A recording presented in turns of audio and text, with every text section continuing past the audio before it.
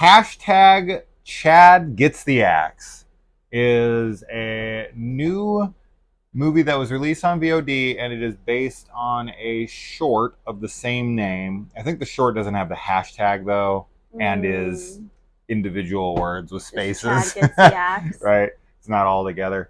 But this one is all together with a hashtag before it, in case you're looking for it. I think this is the one I had to type the whole name in to get. Yeah. Super annoying. The entire name. Yeah. I was looking for it to rent it on Amazon, and I kept I would type a bunch, and then it would be like, no search is found. I'd be like, I know it's on here. So I had to type the whole thing, which is dumb. And it's a long title.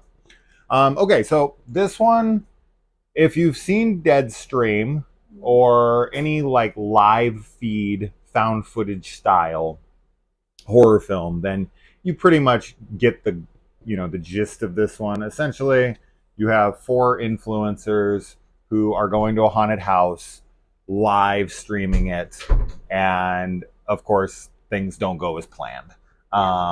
And so this one, so Deadstream does this very well too, and this is where I think this film succeeds, and it's the social commentary on the vapid and hollow lives that some of these influencers live. Yeah. And how they really genuinely only care about the followers. And Chad is very upfront about this in the movie. He has a line, it's pretty early on, so it's not much of a spoiler, that he's like, it doesn't matter if they hate you or love you. And he says this to his audience. Yes. I don't care, because the other guy, I think his name is Steve. Yeah, Spicy Steve. He's like, bro, people are really mad in the comments because they do something super offensive. So bad. And he's like, it doesn't matter. They're either watching or they're not. I don't care. Right? Yeah. And the way this ends, I think, is really smart, because it harkens back to that idea of what I'm discussing here. But overall, I did quite like the movie. It's not on the level of Deadstream or anything. Deadstream had the effects and the horror and all of that was really great too. This film's horror is okay, the setups for the scares and all of that. I find that this movie is mostly focusing on the douchey influencers and the lengths they'll go to get clicks. Yeah. Right? And they just genuinely don't care. And that's the entertaining part of it. The horror aspect is very generic, and you've seen it before, and there's not a ton interesting about it. So I don't think it's a success in the horror department. It's not bad. It's just kind of there, but it's the influencer characters that make this an interesting watch, because I do think it does what I said. Yeah. Yeah, I thought it was a really funny film. I really enjoy the commentary from the live comments that are going through. I think that it does a really good job of this, the interaction with chat and the live streamers. I really just thought that they played off of each other really well, and I think Deadstream, not to keep comparing it, does it well too, but this one I feel like it had maybe more of a focus on that, which I think they're very interactive. Works really well for the film. And I laughed a bunch. I think there's a lot of intentional and maybe unintentional humor, but I think everything is set up in a proper way so that those the jokes did land for me. I also really liked everybody's performance. I think that they definitely played the influencers to a T. Yeah, very believable. And I mean, like you said, I think the commentary is the big takeaway from this, because there's real life, real life live streamers and influencers that literally do not care what they're doing as long as they get attention. And they're completely disingenuous. So disingenuous. It's everything is very fickle and up in the air, and whatever the audience is responding to, that's what they go with. And it's scary, because obviously there are people like that in the world, but it is scary to see how much of a negative influence online attention can be for people. Really any kind of attention, but now that it's in the online space. Well, I think something that we don't really talk about much, and because we're reviewing something that has something to do with this, I think this is the place to talk about it for the moment, is that I see this very comparable to drug addiction. Yeah. Right? These people become absolutely addicted to the feeling of attention, and they'll seek it like a drug addict.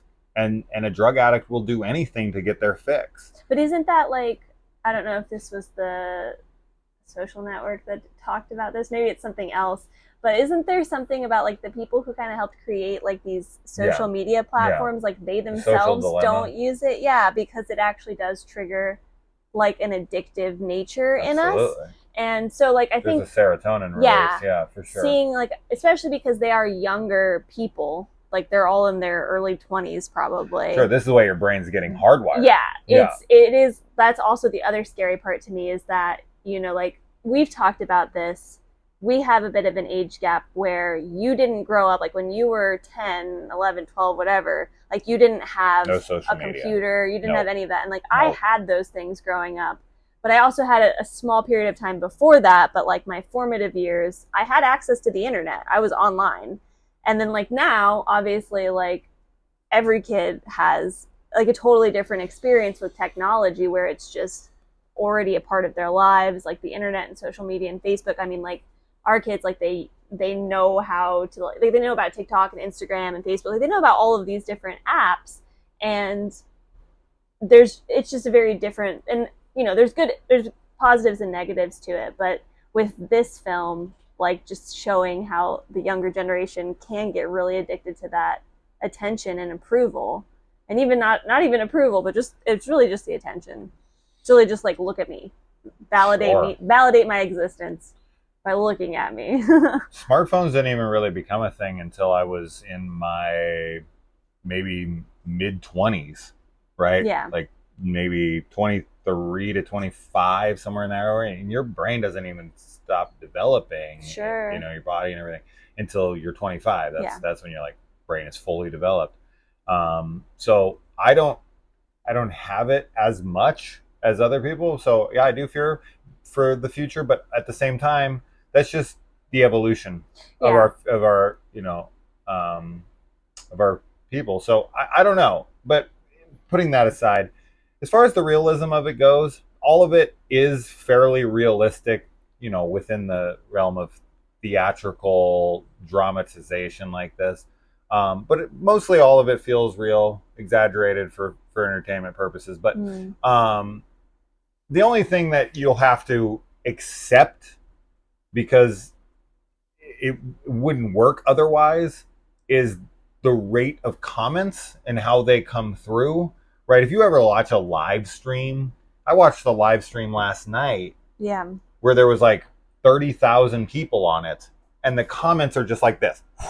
It's There's no, you can't even look at them, right? And they get to over millions on these, and they're just like 1, 2, 3. That doesn't matter. Slowed down, but it's slowed down on purpose. Yes, and I actually appreciated that, because when we started this, I actually did start to get mildly overwhelmed, because like their energy is so bombastic and so like over the top and like annoying and obnoxious.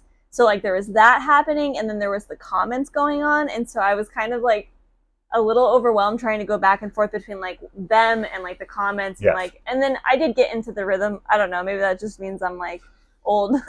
So with the comments, I think that this is the way to go about the comments. The comments are there for kind of like extra added value if you want, right? They're not necessary. Anything that's necessary, they'll literally bring it up on the screen, put it right in the center of the screen, and the characters will react and read it aloud. So they do a very good job of making it, and they do this in any one of these films I've watched, whether it's Deadstream or whatever.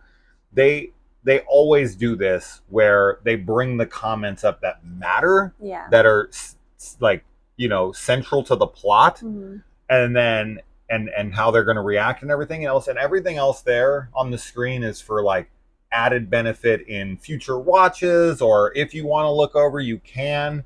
Shout out to Peter Peepee. Yeah, we were really like who wanted feet pics the whole time. But there. And then that other guy who kept being like, "Did you get a chance to check out my video yet?" So funny and so funny. accurate, because people like, that's the other thing, is that there's like a huge disconnect when people are interacting online, because they just are like, you're not a person, like you're, especially with live streamers. I feel like, you know, they just view them as, it's just entertainment, like they're like just very dehumanized. But that's the point, right? That's what I think this film does super well, and as does Deadstream as well.